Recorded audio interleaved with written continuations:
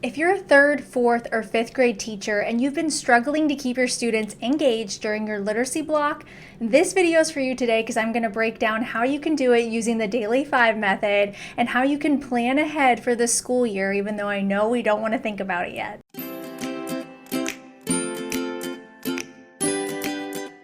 Hi, my name's Molly, and I'm a fifth grade teacher who helps other teachers just like you streamline your literacy block so you can spend more time teaching and less time prepping.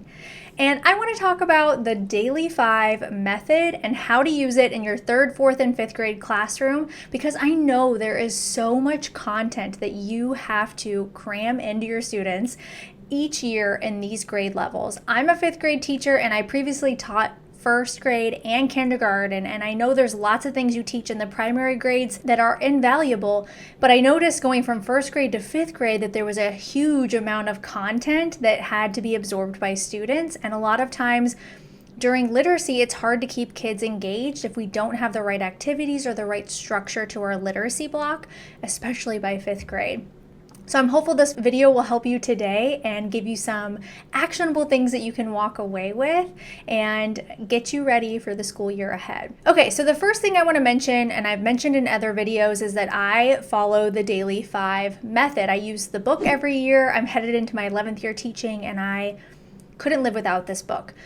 I like to refresh, but every time you teach the methods, it gets easier and easier. So I want to break down today kind of like a crash course for you on what to start with when you're introducing the stations and maybe give you some ideas of things you can do with your students and the grades that you're teaching.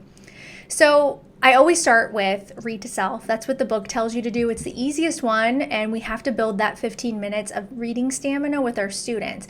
It is easier to do, in my opinion, in the upper grades, having taught the lower grades. However, if your students have never done Daily 5 or never done sustained silent reading where they're just having to read a book of their choosing for a sustained amount of time, which we've kind of gotten away from, I think a lot of schools seem to be kind of away from that, then it might be hard for them at first. But it's okay. You build stamina, you fill out the chart, you're giving them every day, they're seeing that they're growing their stamina. I've had little kids take a lot longer in this, obviously. I mean, that makes sense. I've also had fifth graders who nailed it on the first day.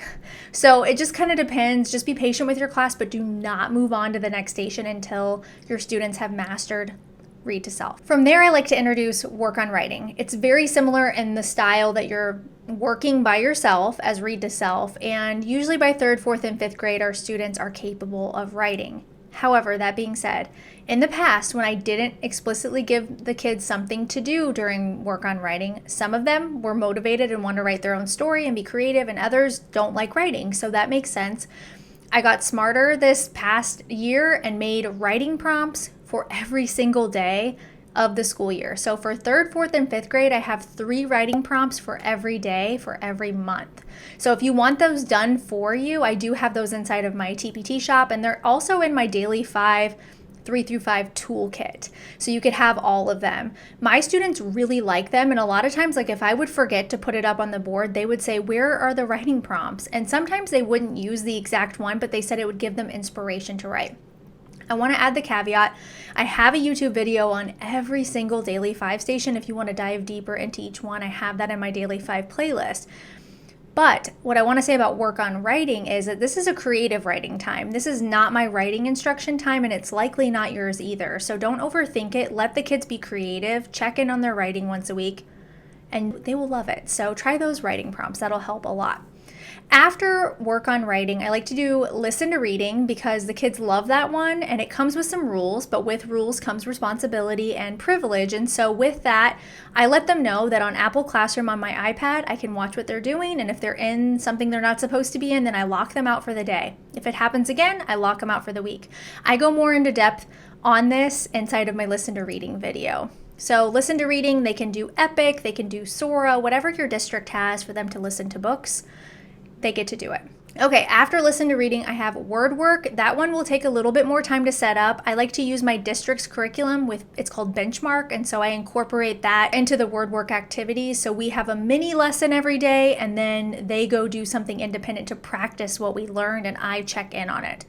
So word work might take you a little bit longer. You might have some like fluffier materials to do in the beginning just to practice word work before you dive into actual word study, which they're synonymous. You might call it one or the other.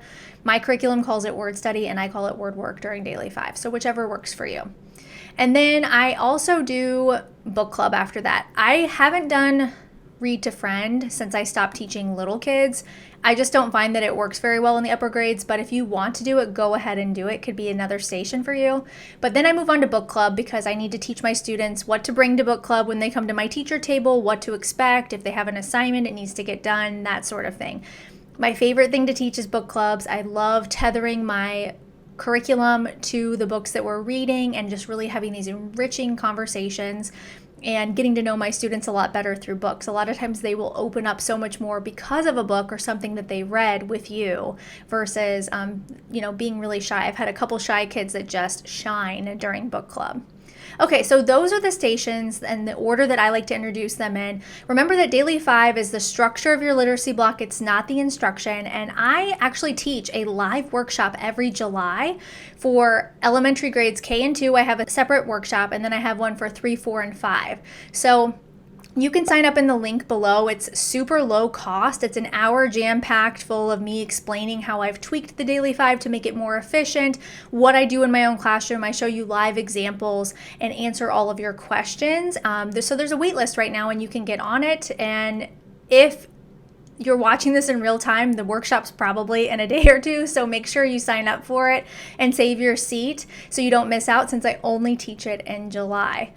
I am so excited for this school year, and I know that once you implement the Daily 5, you're going to have the best school year yet, and I can't wait to hear about it. Remember to find me over on Instagram or TikTok, send me a DM, let me know how things are going, and check in with me about Daily 5. I would love to hear from you. I will see you inside of the live workshop, and until next time, bye.